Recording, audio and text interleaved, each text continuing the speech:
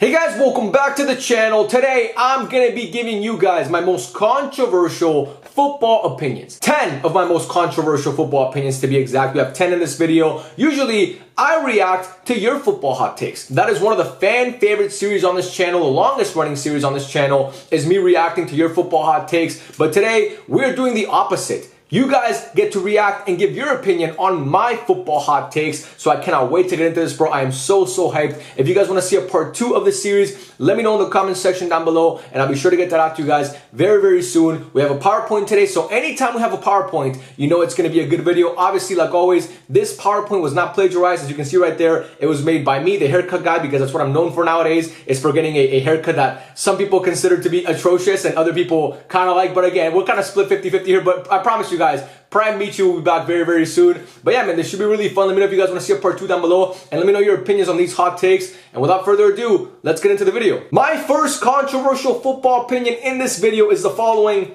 VAR should be eradicated. Finito. Arrivederci. Bye-bye. Hasta luego. VAR should be gone. I'm sick of VAR. And I can already see the comment section of people saying, of course the Barca fan doesn't want VAR because he wants his team to be able to cheat like back in the days. Negrera this, negrera that. First of all, that's not very nice. We don't allow bullying on this channel, so I'm not going to allow you to say that. You're in timeout for the rest of the video. No more comments for you. You cannot comment anymore for the rest of the video. We don't allow bullying on this channel, like I said, unless when it comes to my hair. And then in that case, it's free game for everybody. But anyway, in all seriousness, it is not because I'm a Barca fan. It actually has nothing to do with that. Because more than being a Barca fan, I've said this multiple times, I am a football fan, and I watch VAR so many weekends ruin my viewing experience, whether I'm watching the Premier League or the Bundesliga or La Liga or the Serie A, or in the summer when I'm watching international football. VAR always finds a way to ruin my viewing experience when I have no dog in the race. Is it dog or horse in the race?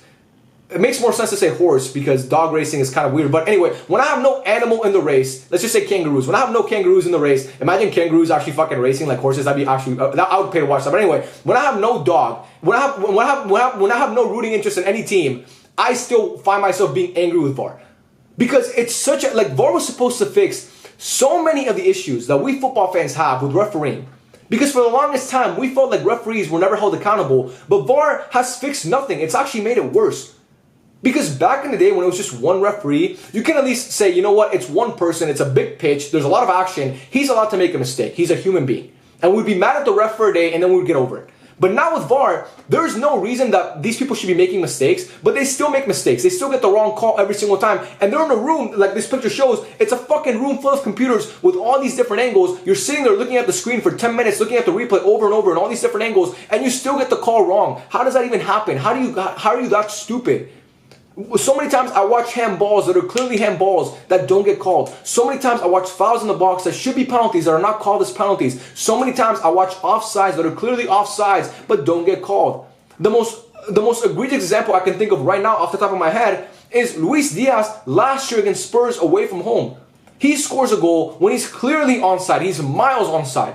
They call him offside. They go to check VAR, right? We all think it's going to get overturned. They draw the lines. The lines say onside, and they still say, and I'm pretty sure it was that stupid idiot Anthony Taylor, he still says Luis Diaz is offside. I literally made a whole video about it on this channel, by the way, when it came out, because I couldn't believe it. It was one of the worst VAR calls I've ever seen. So again, even with VAR, it's fixed nothing. It's made it worse. And we have to sit here and look at a goal. We have to look at like a banging goal, and it gets and we have to look at the replay, and then it's not actually a goal because the fucking striker's kneecap was this much offside, and he interfered with the ref's view. Not the refs, the goalkeeper's view of the play. It's like, really, bro? We're really, like, I understand that it's the letter of the law, but really we're doing that? It's ruining football. All VAR has done to me in football is add delays and take away excitement. Like I said, we have to look at this fucking ref. Most of the time they're bald. We have to look at these bald refs, stare at a screen for 15 minutes and still get the wrong call. So we're just sitting here and there's all this dead period in football. So like we're not even watching the game anymore. We're just watching. In a sport that already has so much time where like the ball's not actually in play, with VAR it's made it worse. And then it takes away the excitement because, like, back in the day, let's just use this as an example, right? Sergio Roberto's goal against PSG, right, in the 6-1, when he scored that goal to send Barca through to the quarterfinals. When he scored that goal, I was able to celebrate because I knew once he scored, it's not getting overturned. It is a goal. The second the referee points and he signals that it was a goal in favor of Barca, it is done. I was celebrating, I was taking off my shirt, I was swinging it in the air, I was pinching my nipples, I was extremely happy, okay? I was like Gibby from fucking iCarly, I was so happy. But nowadays, if that goal happened again, I would have to sit at the edge of my seat and be like, oh my God, I hope that maybe there wasn't a foul in the build-up 10 minutes before, because now they're going to take away a goal and take away one of the best moments of my life. Because they're going to look at the replay and they're going to be like, oh, you know what, like 5 minutes before the goal actually happened, someone stepped on this guy, like, let's just say Piqué stepped on Cavani's toe. So it's actually not a goal. Even though that had nothing to do with the play itself. It wasn't going to change anything. Like, I can think of that example of Matthijs de Ligt against Madrid when he scored the goal in the UCL semifinal. And they were like, oh, you know, it was obviously a goal, but we can't check it because, you know, we blew the whistle before. So, like, can we use VAR or can we not use VAR? Why can you use it in certain circumstances, but in other circumstances you can't use VAR? Like, it just makes no sense to me. Like, there's all these caveats of when you can use VAR and when you can't use VAR. It's stupid, man. It's stupid, and again, it's fixed nothing. As you can tell, I'm very passionate about VAR because I really hate it. And me personally, and I'm on an island on this, okay? I'm on an island on this, but I'm going to say it anyway because I don't care, okay? I don't care anymore. I'm done. I'm going to say it. I think human error and controversy is what makes sports beautiful, okay? And I know people hate to hear that because everybody wants, like, the best team should win. And most of the time, yes. But I think controversy and all that stuff is what makes football so great. Some people are going to disagree, but when VAR was first implemented, I thought that it was going to be cool because, you know, it's kind of like the American system where you can check replay and it could, like I said, hold refs accountable. So I was skeptical about it at first, but I was like, you know what, I'll give it a shot. But once it was implemented, I was like, you know what, I miss the human element of this. I miss human error because, again, it's just more fun to me. And I hate seeing goals get taken away because, you know, like I said, the kneecap is this much offside, or there was a foul, like a silly foul in the build-up 10 minutes before that didn't interfere with the play at all. It's stupid to me. So again, for me, VAR should be eradicated. I don't want to see it anymore, but again, that's probably never going to happen. I know most people disagree with me on that. I think most people want VAR to be fixed, but not taken away. I want VAR to be taken away, and that is why it is a controversial take. Let's move on to number 2. This one's going to be really, really good. You guys are going to like this one. Or at least I think you are. League winners should be determined by a knockout-style tournament where the top 4 teams compete to decide a winner, unless the league leader has a 10 or more point lead over second. So let me explain this, right? We have the Premier League table from last year right here. As you can see, Man City finished with 91 points. Man City finished with 91 points. Arsenal finished with 89. Liverpool finished with 82. Why am I reading it out? You guys can obviously see it. Anyway, these are the top 4 teams, right? In my ideal world, you would seed them, right? So obviously they're seeding right here. It's 1 through 4. So Man City plays Aston Villa at home, and Arsenal will play Liverpool at home. It's a knockout style tournament. So Man City's on one side of the bracket against Aston Villa. Liverpool and Arsenal are on the other side of the bracket. So let's just say, obviously, Man City beat Aston Villa at the Etihad. They now get their final at the Etihad because they're the first seed. And let's just say Arsenal beat Liverpool at the Emirates. Now we would have to decide the title, Man City versus Arsenal at the Etihad. Winner gets the title. And again, that's only if the league is decided by less than 10 points. Because if Man City, let's just say this league table was Man City finished with 91 and Arsenal finished with 80, because Man City were just so overwhelmingly better that they deserve the title. So again, 10 or more points, they get the title. But if it's less than 10 points, then you should have a knockout style tournament. Again, some people might say, why not just do it between first and second? I just think it's cool to maybe give the underdogs a chance sometimes, like fourth place. Maybe they go on a run and they win the whole thing. Like imagine Aston Villa last year, they go and beat Man City at the Emirates in the first game. And then they go and face off against Liverpool at Anfield, because that game would be at Anfield because Liverpool would have the higher seed. And then they win the title at Anfield. Wouldn't that be fucking dope? Man, it adds so much excitement. I think it should happen with every league. I think it would make football so much more fun to watch it that way. Because so many times, bro, you watch football and like it's just the league is over so quickly, man. Like in the Bundesliga, again, and I understand that the 10 or more point thing would kind of like that would still be an issue because, you know, if you're winning the league by 15 points, it's going to be boring and they're going to win it anyway. But I feel like so many times there's like, let's just say a team has like a 5-point lead or like a 7-point lead going into match week 38, 37. You know the league is over, but still it was such a good race that you wish it could go on for longer. So again, for me, I think that would be so dope if there was like a knockout style tournament where like first seed plays fourth seed and the second seed plays the third seed, and then they all play, like obviously the first seed gets home, like the higher seed gets home field. I think that'd be really, really cool. But again, I'm probably on an island on that one too. But I think that'd be really, really cool. And I think the 10 or more point thing matters because again, if you have a 15-point lead in match week 37, you're very clearly the best team. But in cases like this, it's the margins, bro. Like imagine Liverpool and Man City facing off in a final when they both finish with over 95 points. Wouldn't that be amazing to watch? Like the biggest rivalry in English football, they get to face off to win the Prem, bro. Like not the UCL, because the UCL is obviously great, but to win the Prem, you get to watch these two teams go head to head to see who wins the Premier League. That would be amazing to me. So again, I wish that would happen, but it's probably not going to happen. Let's move on to number 3 now. The Premier League is a tad overrated. Premier League fans, and it's mostly because of the fans, okay? The league itself is good, but the Premier League, the people who support the Premier League are the most elitist people you will ever meet in your life. It's like kids who went to boarding school. They think that they're so much better than everybody because they spent fucking 7 months in a foreign country, I don't know, eating cheese and wine. It's like, bro, you're not better than me, okay? I ate sloppy Joe and drank orange juice from a carton in high school. Yes, you had like all these 5-star meals, but still, we're the same. We're both human beings.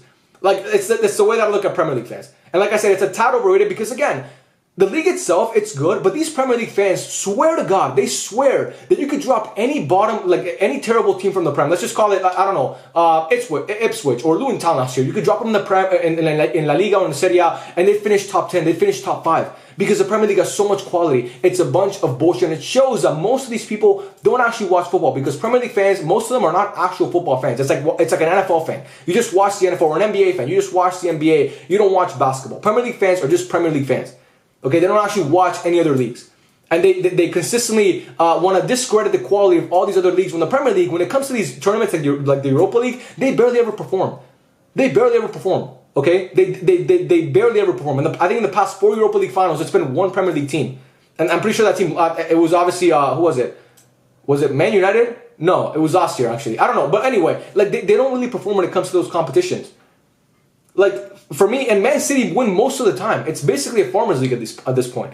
So again, for me, when I look at Premier League fans, they're so elitist when it comes to their league. They swear up and down that their league is the best league of all time. It's the greatest thing since sliced bread. And the Premier League, in my opinion, is the most entertaining league. But to say that it's far and away the best league in the world and has all this quality, it's a bunch of bullshit because you don't watch Rayo Vallecano week in and week out. You don't watch Las Palmas week in and week out. You don't watch these teams in La Liga that have a lot of quality. You don't watch Serie A. You're not watching Monza. You're not watching, I don't know, Lazio every single week.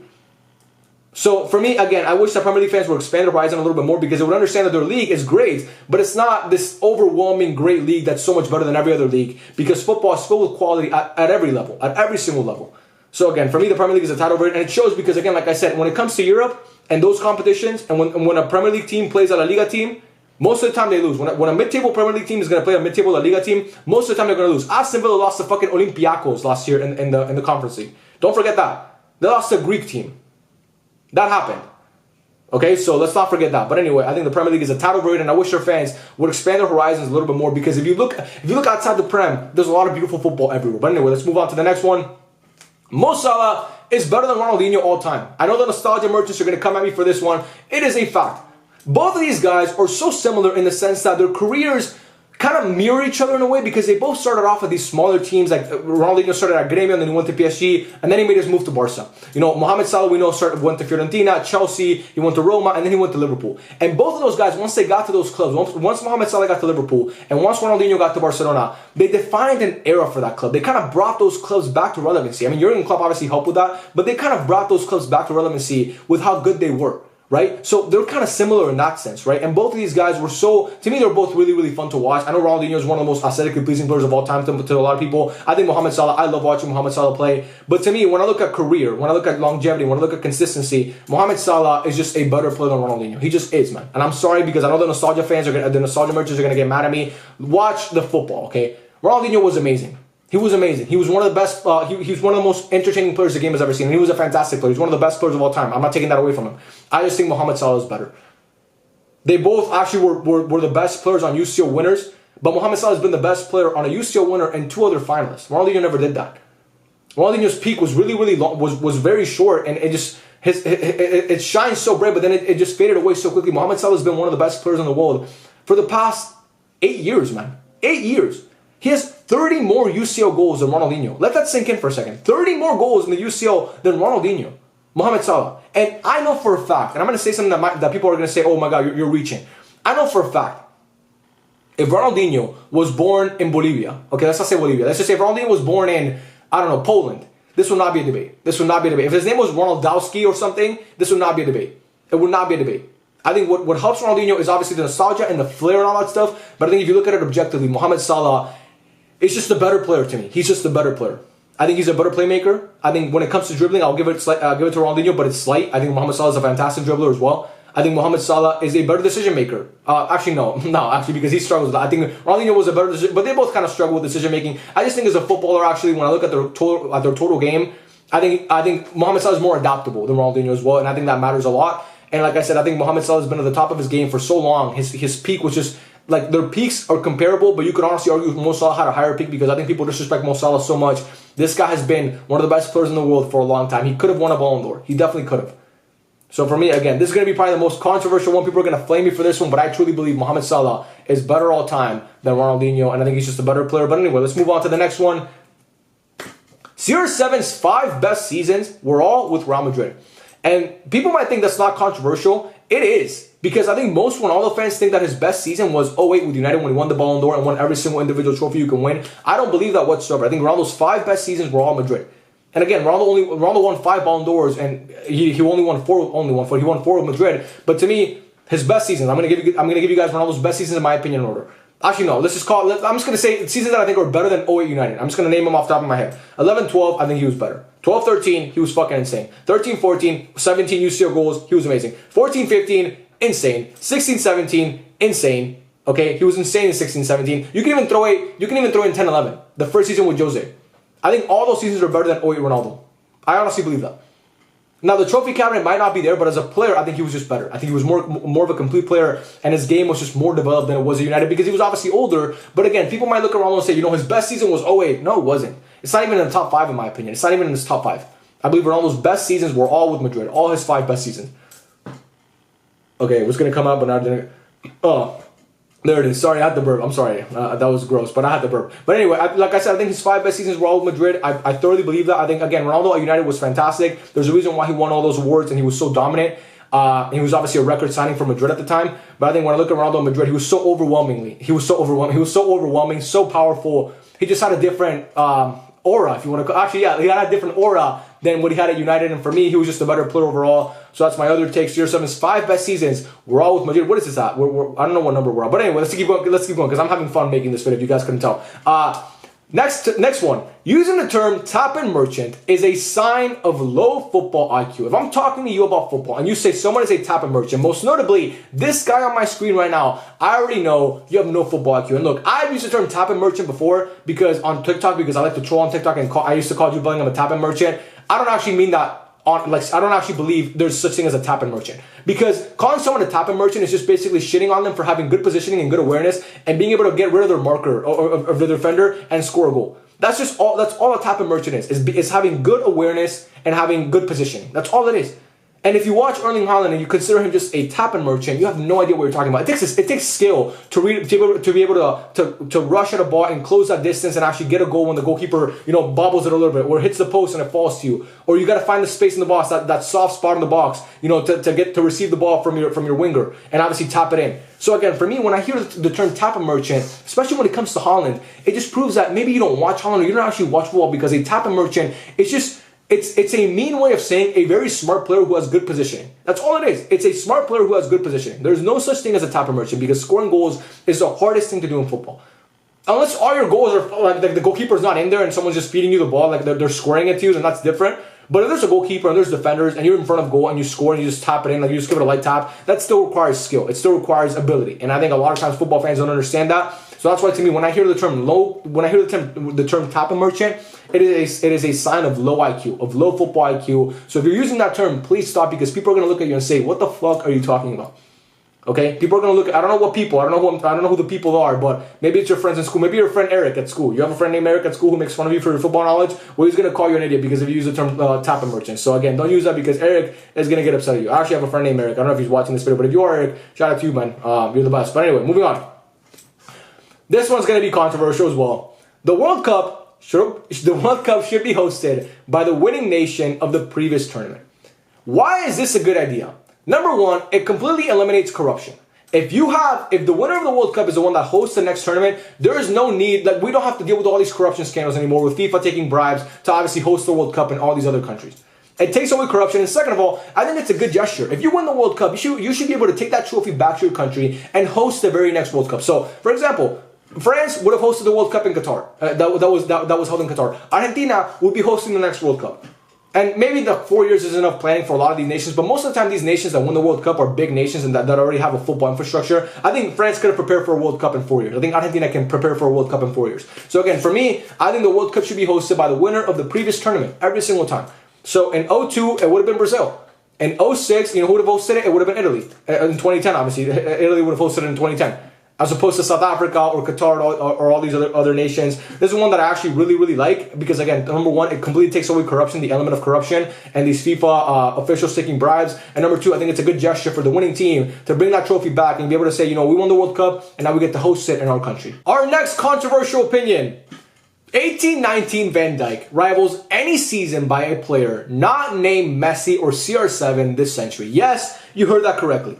2018-2019 Van Dijk is up there as the greatest season of any player this century not named Messi or Ronaldo. So take away Messi or Ronaldo because they're fucking aliens and they're insane. Any other player, Suarez, Benzema, Mohamed Salah, Gareth Bale, Neymar, okay, Robin, Ribery, you name the player, Cannavaro, Henry, you name the player, 18-19 Van Dijk was that good. I don't think people really understand how good Virgil van Dijk was in 2018-2019. If you've watched me on TikTok, you've heard me say this before. I will say this until the day that I die. Until the day that I'm in my grave, I'll find a way to come back to life and say this one more time and then go back to sleep.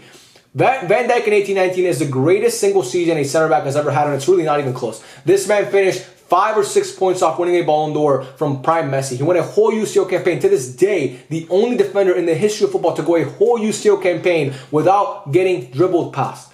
That was Virgil van Dijk in 18-19. That's how good he was. He was so physically imposing. He was so intelligent. He was so good at every facet of the game. The most perfect and complete center back the game has ever seen. What he did in that 18-19 season, to me, I was in awe of it. I was honestly in awe. I would watch Liverpool. Like, honestly, obviously Anfield hurt like a bitch. It hurt a lot, but if you watch Van Dijk in those games, the way that he controlled that Barca attack, and he just, especially Messi in that second leg, and Suarez and all those guys. I mean, he had a tackle in that second leg where it was just this close to being a goal, and he made this insane tackle. I mean, he was so intelligent. His ability to read the game and win his aerial duels and cover space, it was so, and defend in transition. Everything about this guy was literally perfect. Honestly, it was. I'm not trying to glaze because obviously I'm not trying to glaze, but I am glazing. So. You already did it, so why are you apologizing for it? You might as well just keep glazing. Again, I'm going to glaze now. I'm going to keep glazing because I've already started. Again, to me, this guy was just amazing. It's the best center back season that I've ever seen, and I believe that it rivals any season by a player not named Messi or Ronaldo this century. Again, this guy was 5 or 6 points off winning the Ballon d'Or from literally peak Messi, 18-19 Messi. We know how good Messi was that season, and this guy was that close to him. If that doesn't tell you how good he was, I don't know what does. I think he got like 1 yellow card in the Premier League. In the Premier League, he got 1 yellow card. He wasn't even fouling. It wasn't like he was a foul merchant like Pepe. Or like people like to call, even though I believe Sergio Ramos is a fantastic defender, people like to call him a foul merchant or a red card merchant. That was not Van Dijk. He was doing it clean. He was making it look easy. 18-19 Van Dijk. Apart from Messi and Ronaldo, I could argue it's the best season a player had this century. And I understand Cannavaro won the Ballon d'Or. Van Dijk clears him. As a center back, Van Dijk clears him. Okay, so that's my other take. Let's move on to the next one. Messi's the GOAT international player. He just is, man. I'm sorry. I don't know what to tell you. I know nostalgia merchants are gonna say, what about Pelé? What about him? I don't know what to tell you, bro. Honestly. Messi's the GOAT international player. And I'm not even looking at what he did in the past couple years because obviously that helps a lot, winning the World Cup and winning Copa Americas back-to-back and winning the Finalissima. He wasn't the best in this past Copa America, I understand that, but he was still, he was decent. He wasn't up to Messi standard, but he was still a really good player. But you got to look at the whole totality of Lionel Messi's international career and understand that this guy was making Copa America finals in 2007. This guy was making the Copa America final with Argentina in 2015. He was making the Copa America final with Argentina in 2016. He was making the World Cup final with Argentina in 2014 and winning part of the tournament while doing so. He wasn't just a passenger on the train. He was driving the train, you know? He was driving the train. And yes, there was moments where he didn't look great. But again, those things matter. Carrying your country to those finals, it matters, man. And then finally, to be able to break through and win the Copa America and be the best player at that tournament. To me, one of the best tournaments that Messi's ever played. Like club or country. That 2021 Copa America was just, I was in awe of this man because he was so good. He was so complete. And then to go the next year and win the World Cup and have, in my opinion, the greatest individual performance in the history of the World Cup. And to be that dominant in every knockout round was just insane. And then to go the next year and win the Copa America. You know, or 2 years after, win the Copa America, and in that time win the Finalissima against Italy and spank them 3-0. To me, that's a good enough resume. And well, how many player tournaments does he have? He has like 4 or 5, bro. 4 or 5 player tournaments at the international level. It's crazy. It's crazy how good this guy was. Again, the other guys that you could throw in that conversation are guys like Maradona, who did win a World Cup, obviously was amazing and made another World Cup final in '90. You could look at a guy like Pelé, who obviously won multiple World Cups, even though he was injured for a couple of them, but still he won 3 World Cups as we know and scored as a teenager in a World Cup final, which people love to point out. R9, a guy who was fantastic. There's like a fucking eyelash in my hair, I'm sorry. R9, who obviously we know won the Copa America in 97 and 99 and was fantastic in both of those. Also won the World Cup in 2002 and was fantastic, and that should have won the Golden Ball at the World Cup. They gave it to Oliver Kahn, but it was erroneous. I mean, the fact that they gave it to him. But again, for me, all those guys are in the conversation. They're not in the same conversation as Messi. I don't want to hear about Ronaldo because he's not in the conversation. I don't care how many goals he scored for Portugal. He's not in the conversation with those guys. But yeah, to me, Messi's a GOAT international player. And I think that's an unpopular opinion still. Even with all the winning he's done, people still think this take is crazy, which to me is crazy. The fact that people think this take is crazy to me. But anyway, let's move on to the final one. I'm pretty sure this is the final one. The next one. Neymar clears. Okay, in all caps, clears. C-L-E-A-R-S. C-L-E-A-R-S. Yeah, I had to look at it because I couldn't. And Neymar clears Gareth Bale. Neymar clears Gareth Bale as a player and for a career. Okay? I don't care what anybody says. Madrid fans, you can cry all you want. Neymar clears Gareth Bale. When it comes to trophy cabinet, Gareth Bale is a better trophy cabinet. I understand that. That's fine. Okay? That's not the way you should be. That's not how you should be evaluating players. If that's the way you evaluate players, then I'm sorry, but that's not a rightful way to actually view sports. A trophy cabinet is great. You got to look at the individual. And again, for me, Neymar's career, his legacy in football will always be bigger than Gareth Bale's. And as a football player, Neymar was so much better. So much better of a player than Gareth Bale. Neymar could do so many things that Gareth Bale could never dream of doing. Everything Gareth Bale could do, Neymar could do better. Every single thing that Gareth Bale could do, Neymar could do better. Their peak, Neymar had a better peak.